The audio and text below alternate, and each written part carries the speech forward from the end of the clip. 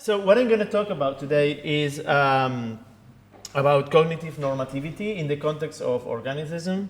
I feel a bit embarrassed because I've been, as some of you noticed, I've been out of academia for some years. If you look at the track of publications, it's not so clear because some publications take a long time to be published and there is some momentum and inertia. And I'm coming back to research after almost 10 years. Well, I've been kind of involved in academia. I was lecturer, but in topics that had no connection with my expertise. And I've also been involved in reproduction. My daughter is very demanding. And I got involved because it's beautiful, but also very time-consuming. And also I got involved in social reproduction of technological politics and things that took me away from academia for almost 3 years. And so I missed a lot in about 10 years. Also, I'm a very slow reader, meaning I haven't read most of what you guys have written, and that's pretty embarrassing, but I was still invited to give a talk, so I said, okay, let's go. And so I apologize. I'm not going to be quoting people or referencing appropriately at all, and I apologize in advance. However, I have a lot of collaborators that are bringing me up into research also as PhD students, postdocs, and collaborators in general. Tiago Rama is almost co-author of 50% of what I'm going to say today. We have a paper that we want to submit sometime in October. I'm going to take vacations, like no computer type of vacations that I did last year for the first time in 45 years. And it's just great. And so after I return, we are going to submit. But it's almost there. So if anybody wants to provide feedback, it'd be nice. And as I said, 50% of what I'm going to say today is on that paper. But there are contributions from other people. With Mirko Prokop, we are working on the cognitive to the social interface, and there are many interesting debates that merge with this idea of cognitive normativity. With Enara Garcia, we just published this, well, it's not just published, but it's been accepted, and a paper on varieties of normativity, which is very relevant, and mental health, so it's focused or slightly different, but half of the paper is very relevant and addresses many of the discussions that we had today about types of normativity, prescriptive, all of these things. With Marta Perez Verdugo and Lola Almendro San Paulo, we are working a lot on artificial intelligence that is very challenging, also in the kind of, what kind of, is it normative, not, what kind of, I don't know, successful impact it's having on certain benchmarks, still lacking what we all believe is genuine organic normativity. But a lot of things have to be explained there, and also how we can become cyborg organisms, very much empowered by these externalized and terribly corporate-owned devices. And then I have two collaborators for a long time, Miguel Aguilera and Matthew Erkberg, that we think together with machines, with computer simulations, and it's difficult to disentangle who contributed what, because computer simulations are tools for thinking, and you start building it with somebody else and everything gets meshed. But they don't usually have the opportunity to shine as philosophers because they belong to a different department and they have to do other kind of stuff to survive in their environment. But I also want to thank you all. I think I'm going to pick up a little bit of everybody because, you know, I think it was fun, and also because I was honestly very inspired. I haven't been in a conference of this kind for a very long time, although I'm lying. I was in Granada which was kind of similar. Bit more people, but, you know, family kind of friendly environment, although not that friendly, not as friendly as this one. Not as good food as this one, I have to say. But I was feeling good, like part of a community, but I haven't in a long time. And this was very exciting to listen to you all and see how many problems resonate and how many interrogations are shared, and the urge to find a response is a collective, I don't know, enterprise, and we are all involved in it. So I'm gonna try, but maybe I will forget that in all There is a slide for everyone, but I didn't have the time to put the face of each person. But I hope it will come out. So first, Andrea, I want to put up a video so we all connect with nature. Or is Andrea left? Yeah? Oh, he left. He felt that this was going to happen. Okay. And because, videos are so good to connect with nature. But it is actually true, I hope. By visualizing this video, I want you to focus on, well, perhaps some kind of phenomenological empathy on what's going to happen to this dung beetle. It's a shitty story, but breathing looks good, right? Because, breathing, is not that disgusting, but it's actually, we are releasing very toxic, CO2 is toxic for us. So, but it is more explicit, more scatological. Dung beetles, just take shit, literally, from mammals, you'll see. They have a very intentional and intense relationship with it.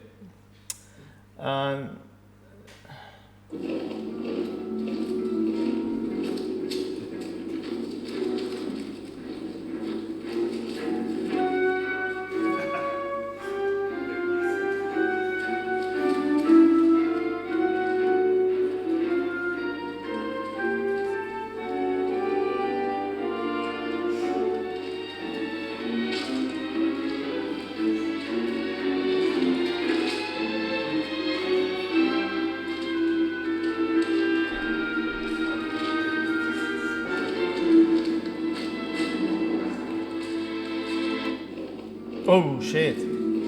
Oh. Just imagine you're trying to get a paper published, right? And you'll see the Sisyphean.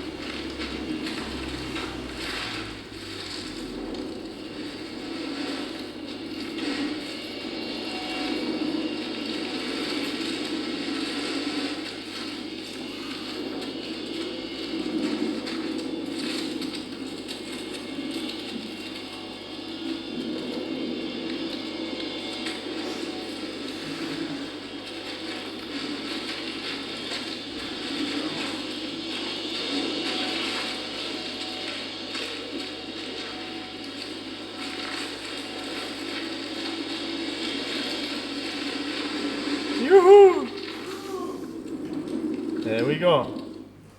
Okay, so this is intention. For me, this is a very nice video that illustrates a quite basic organism doing. Oh, why did I lost the full screen? Can anybody help me? Is that F11? Thank you. Yeah. So this is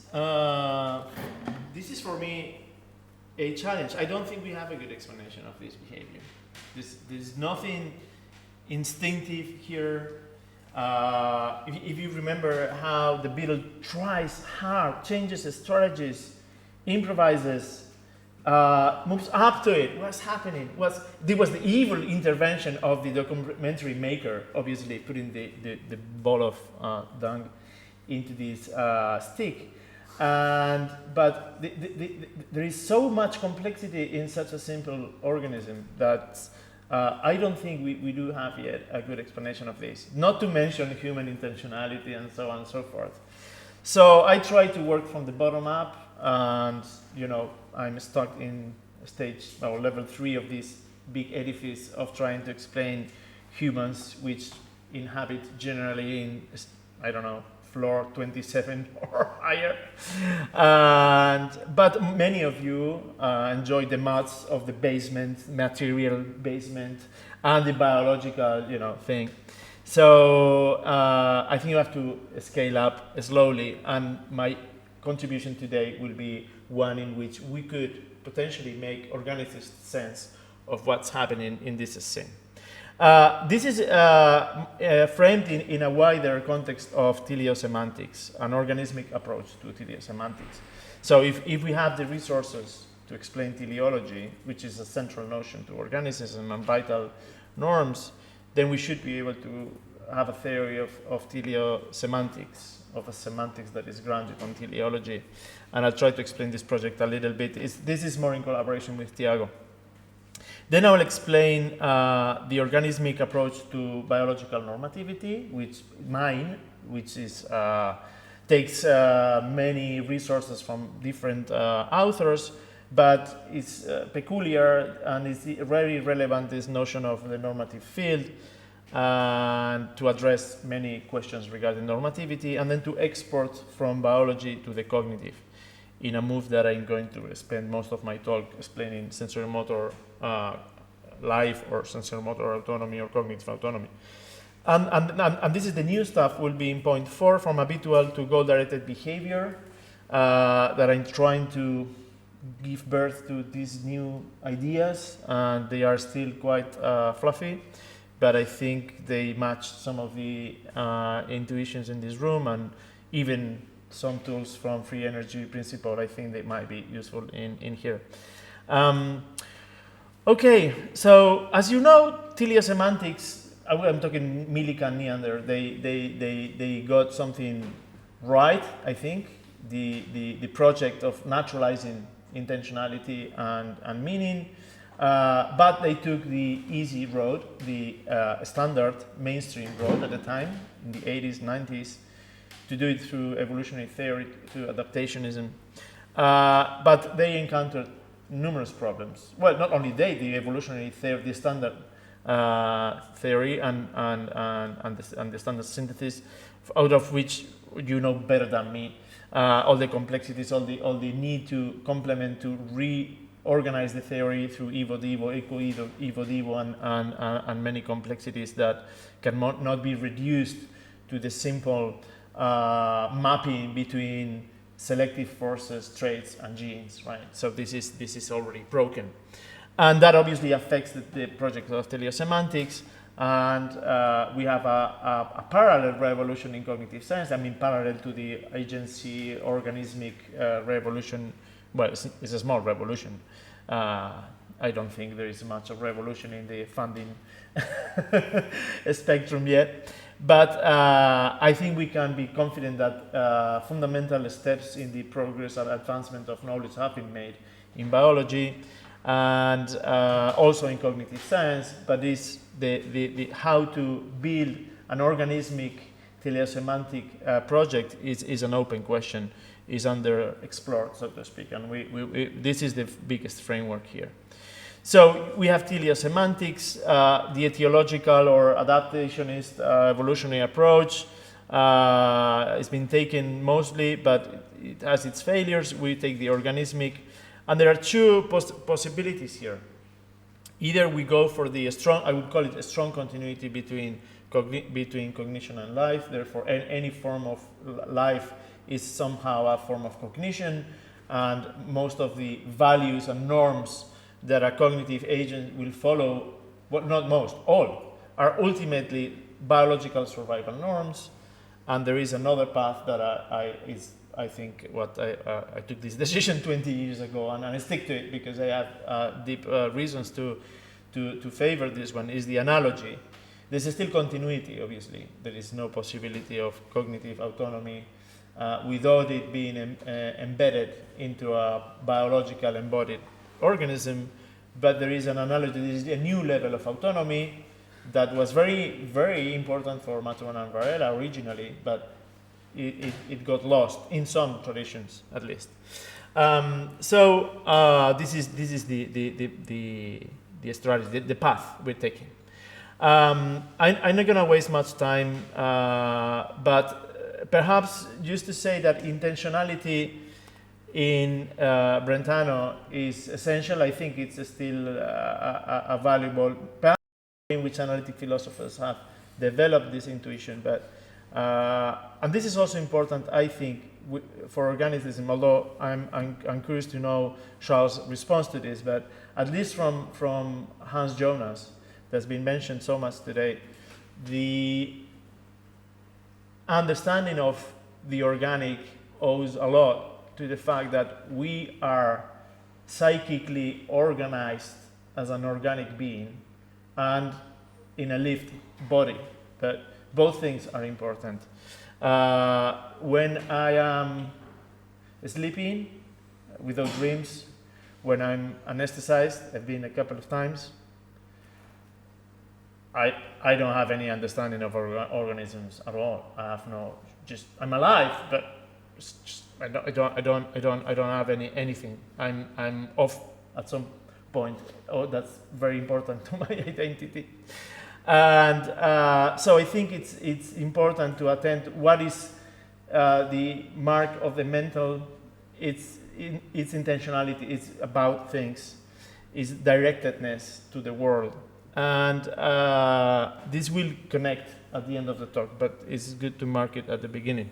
But very important aspect of intentionality is that it can fail. So is normativity. This is essential to the very project of naturalizing intentionality. It's naturalizing intentional normativity. And this is where the connection with organic norms comes from. Yeah, I'm not gonna, because I have so many things to say, I'm gonna skip some, but they aren't really that important. So, norm establishing. So how are norms established in biology? What do we know? What is the approach I'm gonna take? Well, I'm gonna take the organizational approach, although there are different families, although I'm trying to argue against some of the standard, mostly Mocio, Moreno, and Saborido's approach. But I had this paper, I never had a paper rejected, I was lucky. But I had this paper rejected twice, and the third journal I submitted is taking so long that I think it's going to be rejected again, to my surprise, because some of the authors that I criticized, they read the paper and said, it's great, you know. I mean, I feel a bit of pain, you know, but it's okay, it's good, I mean, it's good. And somebody doesn't like it. And I don't know. Anyway, if you're interested, I can send it to you. I will put it in my website. I say sometime because I'm bored of waiting for a publication, and because there I oppose the normative field to some other different accounts that are more built on the closure of constraints and regulatory processes on top of that. But anyway, it will be important. So I'm just going to focus on mine. I'm not going to focus on criticism. There are different organizational accounts. And this is the simplest picture I could come out with, right? Which I think it's shared by, I don't know, perhaps some more elaborate figures that Yogi brought yesterday. But this is the simplest closure where A produces B, B produces C, and C in turn produces A, and this is already kicks a self-sustaining cycle running. Obviously, for this to be sustained, it has to take food from the environment. It has to deliver waste product, very important today on our eschatological introduction to intentionality. And it can also produce a compound that encapsulates the whole reaction so it doesn't dissolve and produces an individual that is in continuous state of self-production. So this will be the simplest case. To the black image, I've added this kind of gray background to kind of illustrate the fact that this does not have to happen in super strict lines. There is some margin of viability. And so C has to produce A at a certain rate, but this rate has a margin. I don't know, flows, chemical flows, I don't even know the magnitude that measures it, but whatever, at a given rate from 1, 2, 3, and this is a margin of survival, and you have every component here.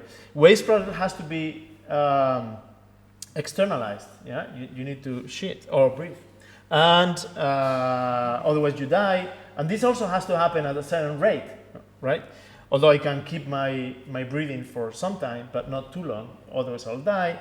And these margins are important, and they co-determine each other. So C has to produce A at a certain rate, so that A produces B at a certain rate, so that B produces C at a certain rate. So they're all connected. It's not, you know, a random margin of viability. Is relationally co-determined, so that for every component of a system we can look at, there is a certain rate or behavior that the other components dynamically presuppose. This is a very important notion, and the first time I read about it is by Wayne Christensen and Bicard, this idea of naturalizing norms in dynamic presuppositions of the parts within the whole, and I think it's very important. If we don't have this, and I'm not sure to which extent, but I don't care too much, but the closure of constraint approach can capture this as nicely as this formulation. So in the traditional approach, maybe Maturana, this has been already told quite a few times, so I won't waste too much time on this, but if the organism can be just only alive or dead, then there is not room for norms other than, and Maturana was very clear on that, and we had some discussions in which there were some debates in Chile between sociologists that studied Maturana very strongly because he's a big figure, and they wanted really to have an honest exchange with him. And Maturana didn't make the normative turn. He never accepted. And now Villalobos, there are other proponents of, you know, the pure autopoietic theory with no norms. Either you are alive or you are dead. What's happened? Oh, battery is running low. Okay, also machines have viability, you know, conditions. And I don't know why though. Okay. Oh, I'm gonna have to speed up my tone. Yeah, now like the light went like clearer on the screen, which means like it's not on resting mode. Okay, we're making technology more and more viable because, you know, the screen was, you know, reducing its consumption to adapt to the, you know, lack of energy and everything. That's but this idea, the idea here was by Di Paolo, and I will come back to this later, that we need to have trajectories within viability space, and it is not purely original by him. Randall Beer had worked on this, and Ashby before, and so on, obviously. And it's important well, I didn't mention Di Paolo here because what I'm going to say, Di Paolo didn't solve it either. It's the idea there is no gradation. Either you are, well, for Ezekiel, there are tendencies, and adaptivity is about reverting tendencies to move out of the viability zone to get back to it. But I think the big innovation that I introduced with Matthew was this idea that there is a field, like a vector field, where, and I will get into introduce that, there is a gradation. Not everything is equally fine. I mean, you could technically live at the edge of viability. You could live with zero money in the bank, and, you know, wow, last minute, but that's risky, and that's stressful, and that's perhaps not very healthy, and so this needs a notion of gradation within the viable. And so we introduced this is a bifurcation diagram. It's not easy to understand. So, and I don't have the time now. So but if you have the time, it's the simplest mathematical model. So you can't get simpler than this, but it's worth the effort. The paper is not even mentioned here. I'm sorry for that. Norm establishing and norm following. That's the title of the This is a handmade. This is how you work with models. First, you imagine what you want the model to give you, then it doesn't give you, then you fight with it, and then you realize you were wrong, and then you modify it. But this is handmade, although it looks like maybe it's data generated, it's not. But it's cleaner and nicer. That's a bit of an idealism here. Yeah. So basically, the vertical axis is the internal metabolism. A is a concentration of a macroscopic variable. How good are my energy and metabolites? How fit I am internally. And F is the food that is available in the immediacy of this cell. It's just a cell. Just to imagine the simplest case, we have an autocatalytic network that's producing itself and has to absorb food from the environment, and then we're going to attach some motors to this agent so it can move in space and also in its viability space through moving up or down sugar gradients.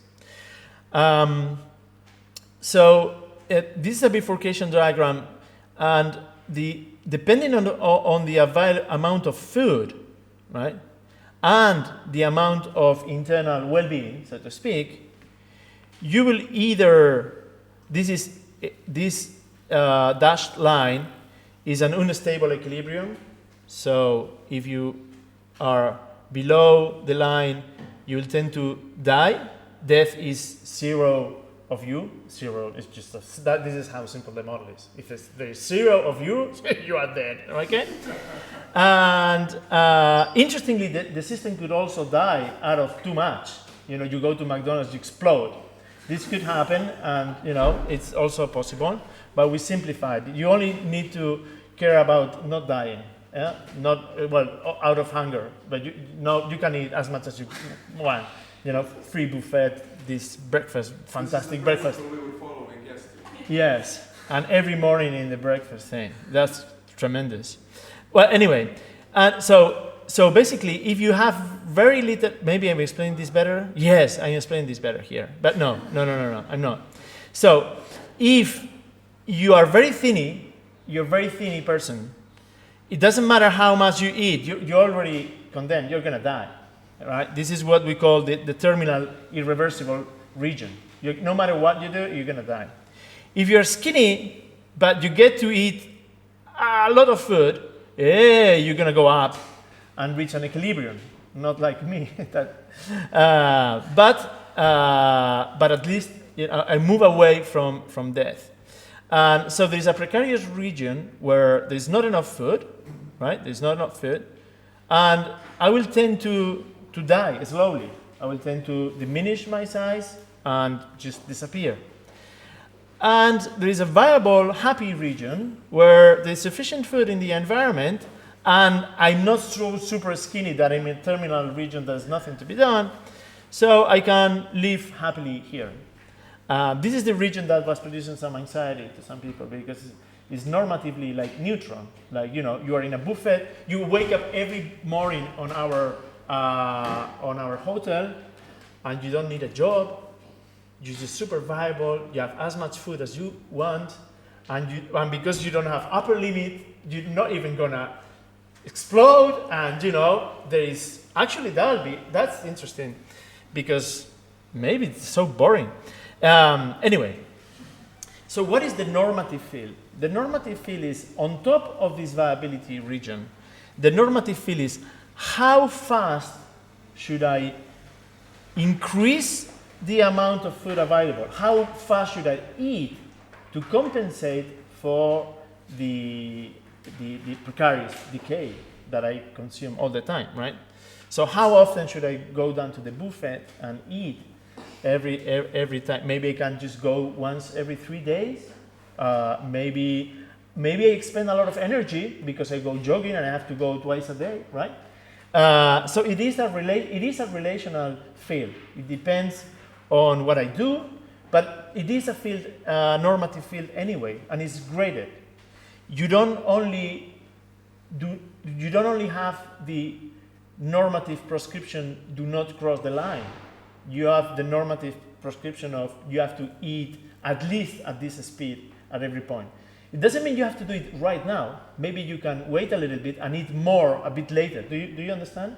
So the urge to eat will be bigger the more you procrastinate. That also works for papers and writing things. Until you reach the viable region. Well, interestingly, I have to say, I don't think there is much of a viable region anywhere. Because if we had, in this model, we wanted to have a viable region just for, I don't know, simplicity. But, and well, maybe there is viable regions. But if we had a limit of eating too much, I will explode. Then maybe I have to alternate between, you know, fasting and eating, and there is no stable position there, right? So this is very typical of life. You have to oscillate all the time. There is no viable region. There is no space where you can just rest. Sometimes there is, and when an organism is in a viable region where there is no norm, this space is a space for freedom and for the generation of new norms. And this is very interesting also to explore what could happen. To say it differently, there will be no room for the emergence of new forms of autonomy unless there are some stable regions in life as well. Stable meaning viable, where you don't have to do anything, right? Anything, well, play, take childhood. We create spaces for our children where there is no need to do anything because we provide food, shelter, etc., so they can grow and create new norms and develop their own autonomy and so on and so forth. But this is a more sophisticated thing, but since some of people were mentioning this. Okay, so norm following is when your behavior is correlated with the normative field. Okay, this is the approach, and this will be important later. But right now, we can forget. These are computer simulations of different bacteria that they fail to correlate with the normative field, so on. And then Matthew has done amazing work on trying to see what kind of mechanisms, metabolic mechanisms, very important for the origins of life question, but also for bacterial studies. And surprisingly, this is the only case where an idea of mine or with collaborators had some impact in real science. It's just one paper, but you know, it's still interesting because we realized that there had to be mechanisms of chemotaxis that were not only sensitive to a reaction to sugar, whatever, but to the internal states of metabolism. And we created models that reproduced some. But I mean, biologists knew about that, but that was the first model that then triggered some further increase on the awareness that there had to be sensors.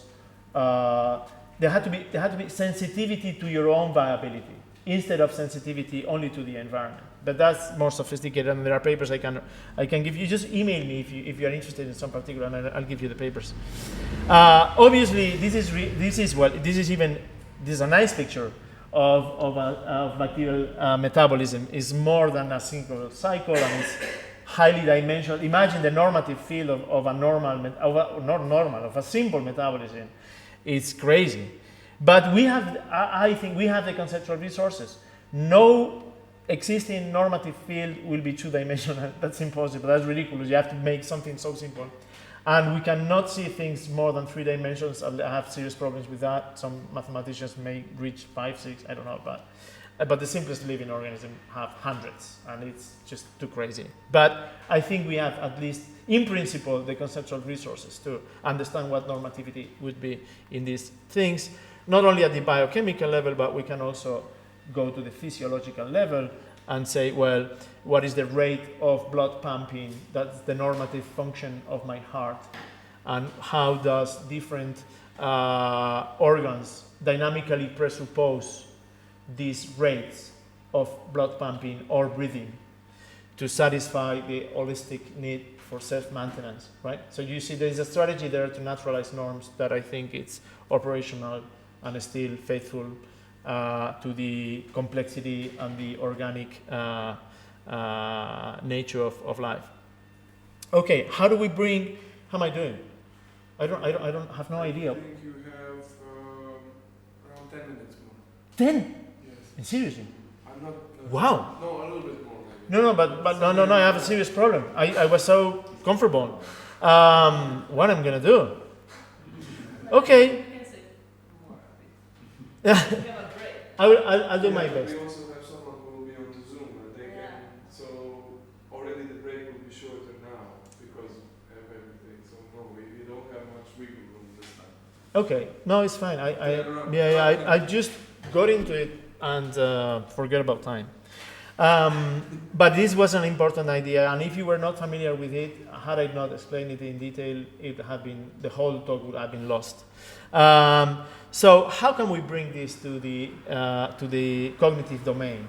I don't know how to say this quickly, but okay, I'm going to take the example of a single habit. A single habit is almost like a far from equilibrium chemical reaction, right? So an autocatalytic reaction. So almost like a dissipative structure. The more you walk, this is another metaphor, the path that was very liked by Varela. The more you walk a path, the more you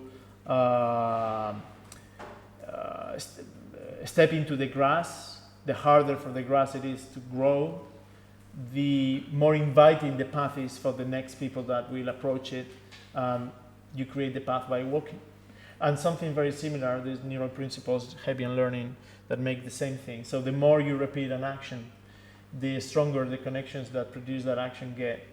And the more likely it is for this action to be repeated in the future. The more it is repeated in the future, the stronger it gets. And this is a minimal sense of self-maintenance in the behavioral domain, right? So this is independent of you having biological needs. We all know habits that are against biological normativity and still self-reinforcing and integrated on our own identity, like smoking. It has reinforcement mechanisms, but many others. Also looking right or left before you cross the road. I went to UK first time, I almost get killed a few times because I had a different habit. But habits don't happen on their own. I'm gonna skip this robotic model. Atomic habits are very rare, although there is one of the most famous books is about atomic habits and how you should shape yourself to be a perfect person in a terrible world. And solve individually all the problems of society. And you're a loser if you don't. But anyway, habits come in bundles. And this example of going to UK is a good example. Looking right or left on the road, it took me so much time to correct the habit. And I was doing this kind of research, so I said, what's wrong here? And so I thought the habit was about looking. But in fact, it is a network of habits. And it starts on your foot. Because as you approach the road, I don't care about the microphone. As you approach the road, I do like this, right? Because I want to face and look at the cars there. So if I want to correct this habit and I have to do like this, it's really awkward, right? So the habit starts, and there are micro-muscular synergies, everything, that bring about this simple habit of looking right or left. And this happens with all habits. So all habits are nested. And ultimately, we can envision this idea of a web or a complex network of habits, that most of which are interdependent. I smoke because I have another habit or lack of habit, that I'm socially shy, and I was a smoker for 20 years, and I reinforce my identity and social relationships while I must, and all this is networked. And so it brings, and it constitutes the identity of the sensorimotor system. This is the basic idea of sensorimotor life.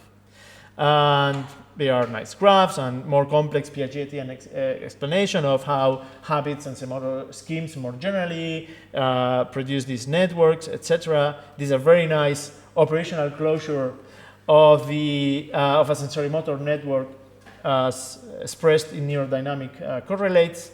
You can even see the boundary of these are sensorimotor coordination dynamics identified automatically in the brain of a very simple robot, and you can see the identity and the boundaries, and it's very nice, but we haven't done sufficient analysis of this kind of robots yet. These are quotes from Sensorimotor Life. I don't think I need them. I think the basic idea was clear enough. I want to go to the new stuff. Okay. from habits to goal-directedness.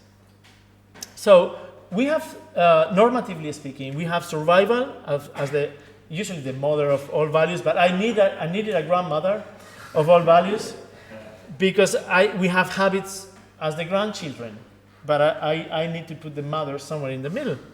And you know, we have habits, we have the survival of the whole, my whole psychological sensorimotor identity, who I am. I can sacrifice some habits. Maybe it's not allowed to smoke in the airport for some time. Maybe I have to change something. I had a kid, I have to give up on smoking. I had a baby and, you know, I didn't want to smoke in front of her. But I had to compensate some other ways. I started talking more. I don't know. Maybe I'll end up like Zizek, right? I don't know. My question is, how do we connect the basic sense of self-maintenance of a single habits with the whole network that we are? And I think there is very little work done on goal-directedness. And there are good reasons for that, I discovered, and I'm still doing. So very short intermezzo, but this is very important, and perhaps the most original message today. Charles? We have a situation in activism, I have to confess. It's an emergency, and I'm the only person aware that there's a fire on the kitchen while the rest are having very nice conversation in the living room. I think we have meaningless sense-making. I'll try to explain this, why. So we have all these definitions of sense-making that I'm not going to reproduce because I don't have the time. But basically with Di Paolo, the thing is that, and Weber, Andreas, you are responsible also a little bit from this, and there's a quote here. But, you know, sense-making is about positive and negative value of the encounter with the environment. So it's just positive and negative. So I'm going to go very physical here. I'm going to go vectorial. Sense-making involves making sense, the production of positive or negative valence, but meaning-making involves sense and direction. I need a whole vector. I need a position. Intentionality is not just good or bad. It's about something. It has a direction, not only sense, right? You understand? Sense is just positive, negative. Direction constitutes a vector in space. And so here is my super summary of this idea. There is no meaning without intention. There is no intention without direction, and there is no direction in sense. So we need something else. Therefore, sense-making is not sufficient for meaning-making, so to speak, right? This is a bit philosophical. Meaning-making is individualized beyond the individual, so there is an act of commitment. Go back to the beetle. Andreas, you lost the video, man. The beetle. I had to check out. No, it's good. I'm sorry that you missed it. I feel really sheepish that I postponed my checkout for your response to my. Yeah. Yeah, I'm really sorry. Yes. I'll show you later. Maybe I can watch it. So the beetle is concerned with the ball in a way that's not directly and not uniquely positive or negative. It's a commitment to a thing. The ball is just so physical, so clear, so committed. When the ball is stuck, there is something beyond survival, beyond self-maintenance or sensorimotor organization or of biological organization. This is my ball and I'm going to bring it home. And this commitment is intentional in a sense that cannot be captured by the basic autopoietic or autonomous approach to normativity. So, and I take on your suggestion yesterday, Sebastian, the institution of goals and norms. So, out of the Constitution. So, this passage, this arrow in red, we need to work on it, I think, as a community. I think this is a very relevant. How out of the Constitution of an organismic identity emerge instituted specific goals and norms that are specified by the whole constitutive identity. Okay, so the big drama. I need 5 minutes. Do I have like 5 minutes? I can do 5 minutes. Yeah, I will allow it. Okay, thank you. So the big drama is mechanism is back. I mean, everybody thought we had a nice story, but the enemy is there, Sauron is there all the time. And when you go and do research, because I had this idea, so let's go to science. We are naturalists, we like experiments and everything. And then suddenly, I agree with Yogi is gone, right? His anger about biology is just not doing it right. There's no because you have this behaviorism. Did their job at the time. I kind of like it, but it's gone. But it is a stimulus response association, very mechanisms, almost Newtonian, and I like them because they're gone, right? But at the time, I'm sure I would have like horrible fights with them. But then cognitivism came, and cognitivism said, well, stimulus response habit. This is a very small corner of behavior, and we care about goal directedness because goals are explicitly represented, and this is what cognition is about. And there are very interesting experiments where they fight each other, habit-centered psychology with cognitivism representation-centered. But we substituted one kind of reductionism for another, and then neuroscience came to, reify this division.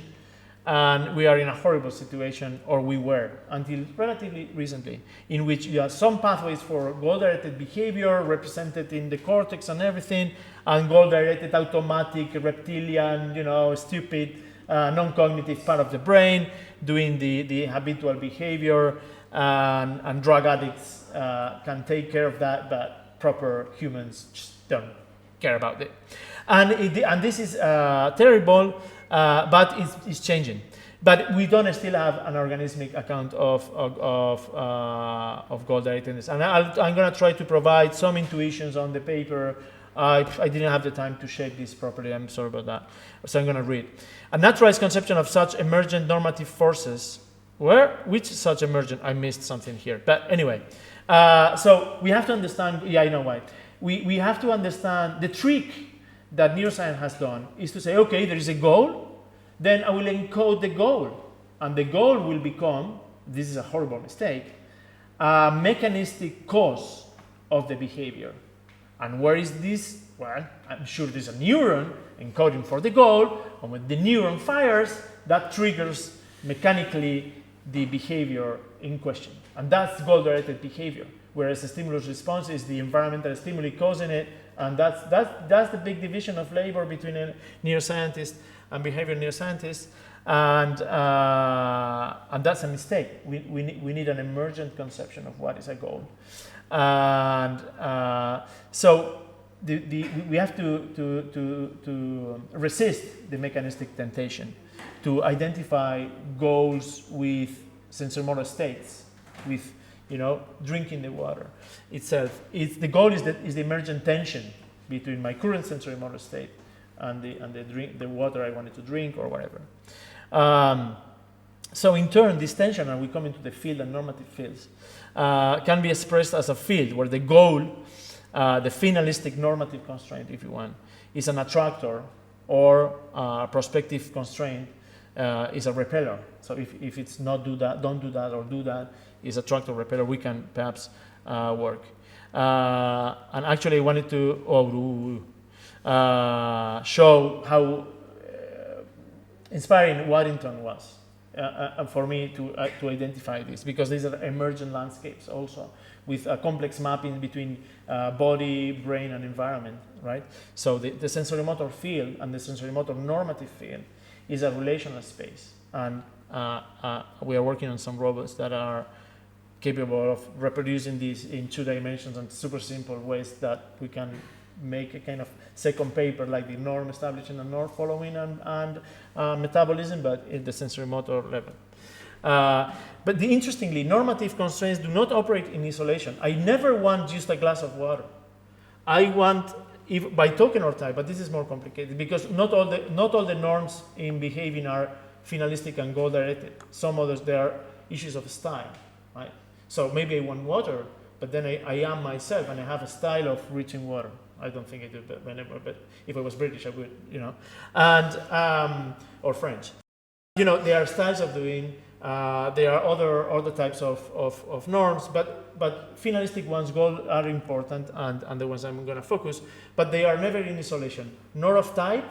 So there are other types of norms that are shaping my sensorimotor landscape and the normative landscape, but they are also of the same type. So goals are nested ones in others. So I smoke because I have the urge. I have the urge because I'm a smoker. I'm a smoker because it's part of my identity. And you can see all this network constituting the whole sensorimotor identity. And at some point, why? Okay. I'm gonna read it because otherwise, and this I'm finishing with this. The goal of drinking water as channeling constraint of my current sensorimotor engagement with the world is not a fixed trigger of my behavior, right? I'm continuously balancing contextual opportunities and demands. I wanted to have water, but maybe somebody gives me coffee, and I say, oh, that's good, right? I'm not fixed with a single. So if we take the beetle and we offer a new ball, maybe it's fine. Or maybe not. He's just committed to his fucking ball. I don't want yours. But this is going to be emergent in every situation and negotiated. It's not like a mechanical fixed blind goal following. And these goals are nested in different. At some point, the beetle will give up also on the ball and go and create a new one. It was the wrong belief that insects were stupid in goal directedness, like fixed patterns of instinctual behavior. And they could repeat things till death, but that's not true. If you keep the experiment going, the 27th time, a mob or whatever is trying to do, stupid mob, it just says, I give up, I don't care anymore, I have other needs to attend, and all this balancing of the organic balancing of needs and goals happens simultaneously at different scales. So this is just a picture I found online, that's cool, but that's it. All this nesting of different hierarchy of goals. So on the top level is the big goal, mother goal, survival, be yourself, identity, self-constitution. At the lowest level is where goals and habits collapse. And there are very interesting neuroscientific evidence now that at the very bottom level, goals and goal-directed behavior and habitual behavior are undifferentiated. And they share pathways and so there is an interesting, but this is quite recent and I haven't had. So I'm not going to explain the sensorimotor field because we don't have the time, but this is my last sentence, right? Just this. And I wrote it before your talk was finished, so I'm sure it's wrong. Intentional, meaningful behavior is directed in the sensorimotor normative field. We needed it to be directed, right? Sustained by a hierarchy of goals that contextually fixes or institutes a local tension. I want the ball, right? Okay, so I don't need to recapitulate. I just want to say thank you all, but I have bonus tracks. But this is just only bonus track because it's very important how this normative sensorimotor field is constituted by others. Thank you, Arantxa. So the ball is not just a commitment. The ball is more than we thought. It's a shitty ball, but sexual selection first.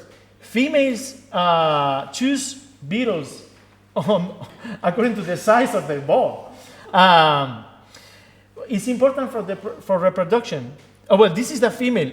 Once they select the male, they jump into the ball and they are carried by the male. It's just like, it's kind of funny. I just discovered all of this last night. That's why I haven't slept. Reproduction, the beetles inject the eggs on the ball, and the ball takes care of your children. Just how beautiful is this, right? This mutualism also, right? So this is all somehow projected into the normative field. Somehow, I don't know exactly, we have to work together, right? Mutualism, the dung beetles help sanitize animal environments. One of the videos I saw last night, but I couldn't find the reference, they said how many millions of dollars dung beetles are saving the industry in the United States by removing all the shit spontaneously. But we're talking about millions, right? But well, that's how Americans value things, but just by millions. But you can see the ecological value out of the millions that save in the industry, right? And also ecologically, guess what? There are seeds on these balls that will become plants and you got your mention also. But yeah, just to finish with you, I think it's something very. I honestly I didn't thought we had much to learn from plants. So thank you because you opened my mind. Because unlike animal physiology, where all the organs are so well specified, I think habits, if we are going to look at them organismically, are more like like plant, where a habit can take over and grow a new identity inside your ecology of sensorimotor things, and that's it. Thank you very much.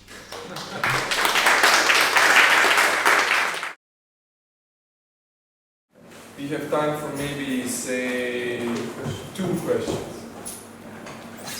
Unsurprisingly, about the sense meaning.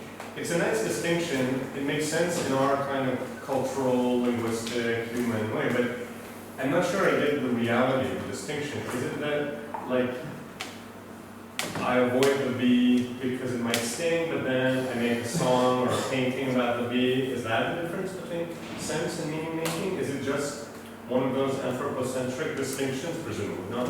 But what does it really mean? It seemed like sense making was just that more, almost like the older not psychophysical, but the older experimental psychology meaning of the word sense. And then meaning making was like, hermeneutics, the world and stuff. But if that wasn't the distinction, what was it? What was? Yeah, I think it's a realistic distinction. I think we don't have to anthropomorphize it. But if you want the anthropomorphic version, it would be some smell is disgusting. It's just disgusting. You just want to move away from it. And sometimes when you're bored, it's a specific object. It's not, you institute an object. Out of the possible experiences you could have, there's one specific on the meaning space. But how you constitute the meaning space is complicated. I skipped that part because we didn't have the time to really course here on enactivism. But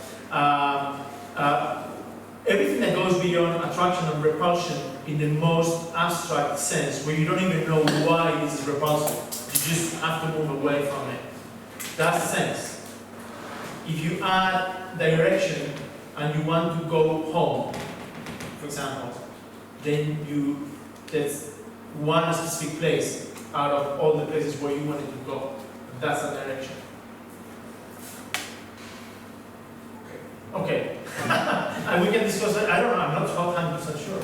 Okay, Andreas. I leave your Okay, Theo. precedence. No, please. Thanks.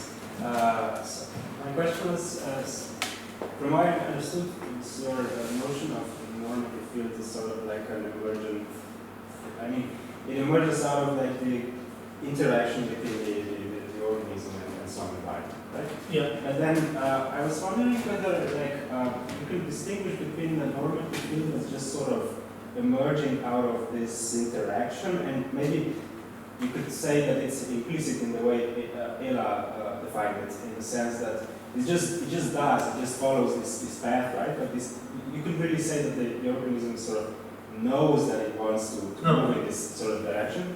And then maybe could we consider, could we have a concept of a normative field that is explicit, precisely in the sense that it's somehow grasped by the organism itself, right? So that you can consider maybe different pathways and they're sort of attracted.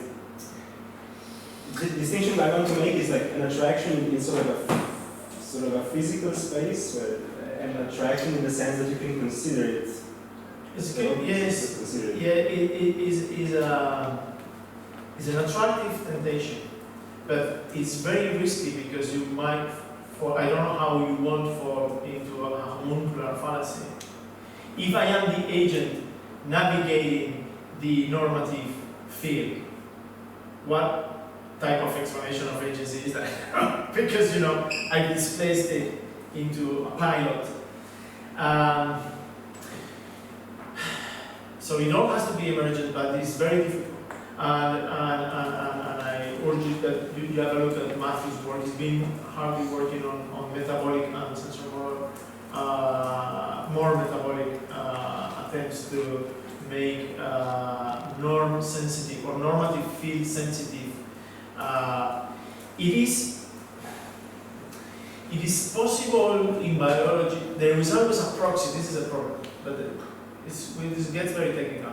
We can discuss. Maybe I can just clarify a little bit because I just thought of something like the thing I wanted. It's not a homunculi that maybe like see the fields are sort of spread out like a map or something. That's not what I sort of meant. But maybe the thing is that if you want to have an adaptive system, how would the system itself, the organism itself, be sensitive to the direction it's moving in? Right? Because it's one thing to say that it just sort of moves in one direction in this normative field, and it's another to say that it might be sensitive to the direction it's moving in and sort of adjust its behavior accordingly. Can it have some sort of active monitoring of its direction in the normative field that it's moving in? Yeah, it can, but it is usually through a proxy. And this is more sophisticated part, but I don't think we have genuine teleology until we have sensorimotor autonomy, because this is the type of autonomy where the emergence of norms and the following of norms happen in the same domain, and we might need consciousness to have proper intentionality and teleology, but that gets a bit more complex. In the biological domain, you can have an organism that is sensitive to its normative field, but it's usually through a proxy, some kind of signal, like ATP level is a good proxy for my internal energy, but it's not a global emergent, it's not, and in the paper I don't get accepted. At the end, I have removed this part in some of my submissions, so it's not a big problem, I guess, because it's been rejected anyway. You can see I'm a bit traumatized. But I have some worries about whether normativity is transcendental, because it's a condition of possibility of the organism. And how can you access this transcendental? How do you make it immanent? I have a discussion about that in about a page and a half. That I think it's points in this line, and it's a complicated issue. I don't have like a clear answer to that. Yeah, we can have a conversation later. Yeah, there's some time now. So okay, thank you.